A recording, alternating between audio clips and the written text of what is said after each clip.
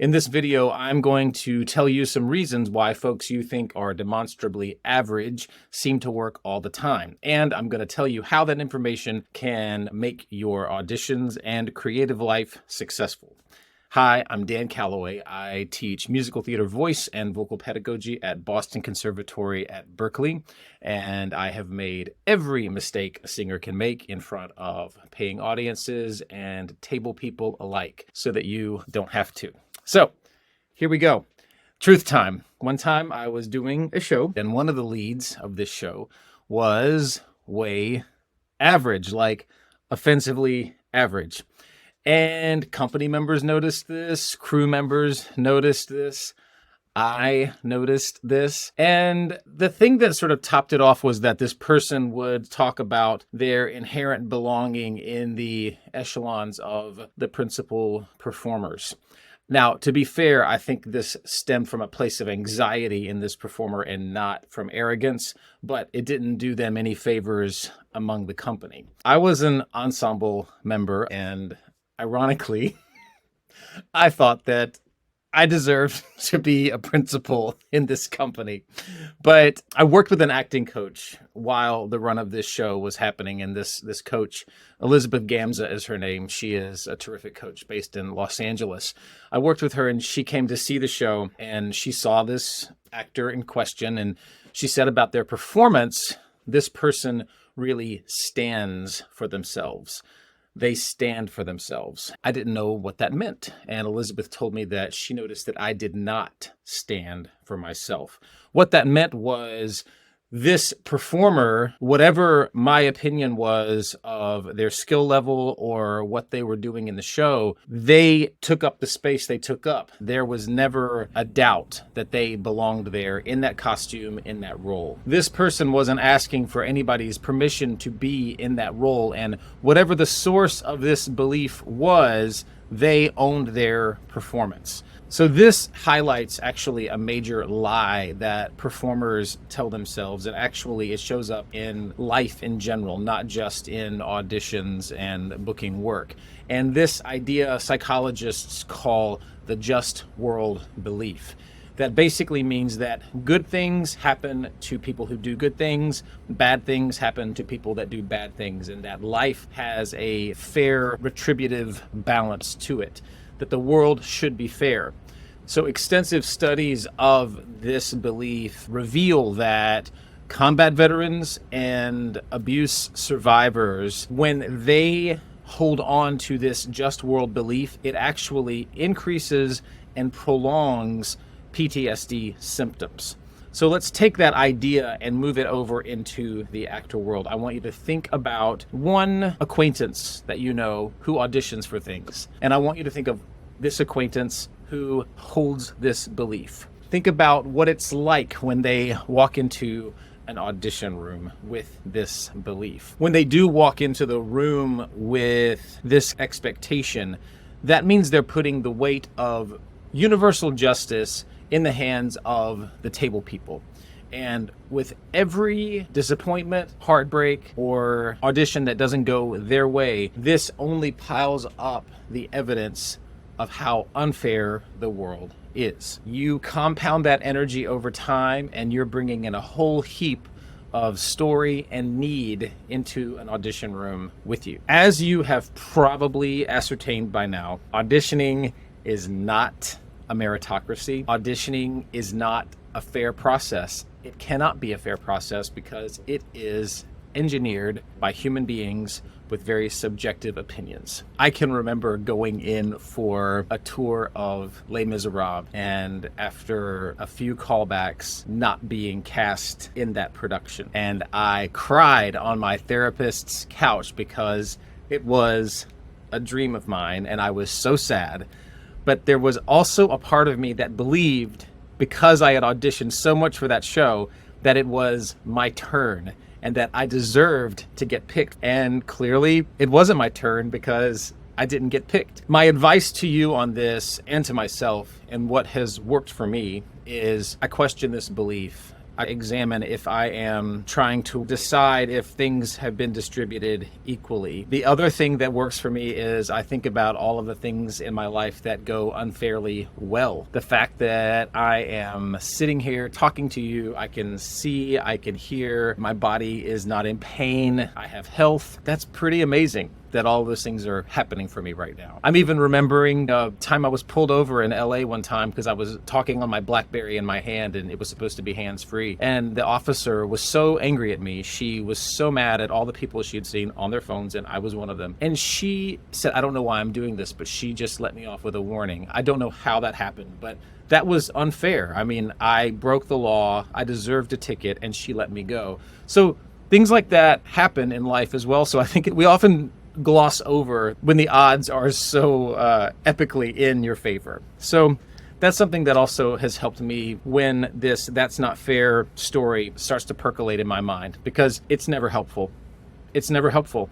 The next reason for all of this audition mayhem is a very human thing that no one's ever going to change, and that thing is middle school. What I mean by that is, think about if you have written a play and you need folks to play the roles and help you with production. Who do you think of first? You think of your friends. You think of people you know. If you have to look outside your familiar circle for roles or production support, what do? You ask the friends if they know somebody. So you're trusting your friends' trusted people. And what are you looking for in this circumstance? You are looking for someone who is competent, someone who is kind, someone who's detail-oriented and loves stage management. Or can you imagine if you were interviewing a company manager and the candidate comes in, you tell them what the problem is, you need a company manager or you need a stage manager, and the person says, can you give me a chance to solve your problem? I mean, I don't know how I'll solve it, but just pick me. Or if someone says, problem, I don't see a problem here and I'm amazing, so yeah, here I am. And then they sit back and put their feet up on the table. Or the third option is, hey there, I get it. I see your problem. I've solved a lot of problems like this in the past, and here's how I can help you solve this current one. Of those three people, who are you going to sling a contract at? Obviously, it's going to be the third person. The first person doesn't have an answer, and their energy is already vacuuming out the needed energy for the completion of that project. The second person has no empathy, and they are not even looking at or seeing what the needs of the team will be. The third person is showing you, yes, I see your problem, I have experience in solving problems like this, and this is how I would solve this problem now. I mean, that's gold. So go ahead and start doing the math on what that means when you are an actor and the kind of energy you're bringing into the room. Michael Kostroff, who wrote Audition Psych 101, he says, he has a terrific image. He talks about being the acting consultant. You're coming in and you're saying, I'm consulting on this, and this is the solution that I would offer to solve this particular problem. It's a very powerful and collaborative way to think about auditioning.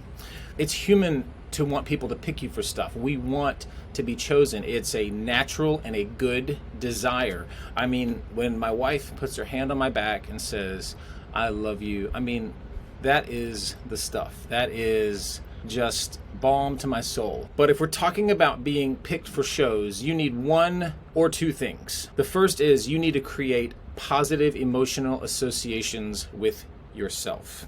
And we'll talk about how you do that later. The other thing you can do is pick yourself. You choose yourself and you create your own work.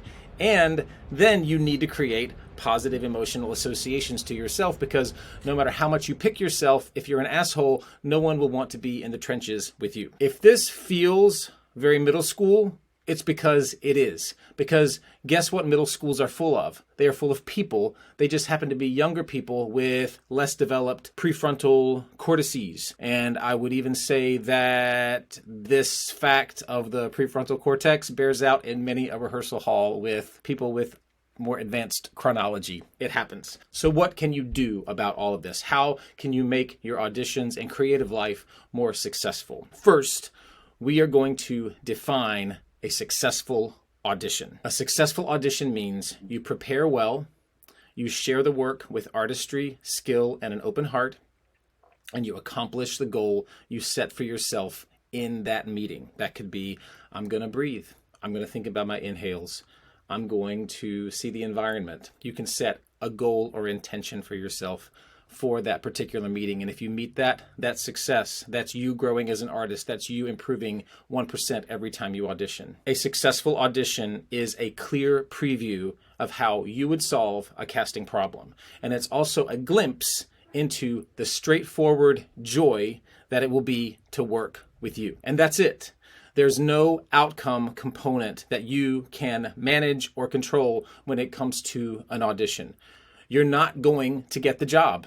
Most of the jobs we don't get. So dispose of the lie that you have any direct control whatsoever or any kind of manipulative power over a casting decider. You don't. And also, for more on that idea, read Michael Kostroff's book, Audition Psych 101. He puts the audition process into such a helpful framework, and you will never see it the same way. So go get his book. So to have a successful audition, do this. Number one, the folks you're pissed about, stop paying attention to them. They have nothing to do with you except what you can learn from them. Number two, and this one's really simple, but people discount it because it's not shiny enough. You have to prepare the shit out of it. And I mean prepare the shit out of it.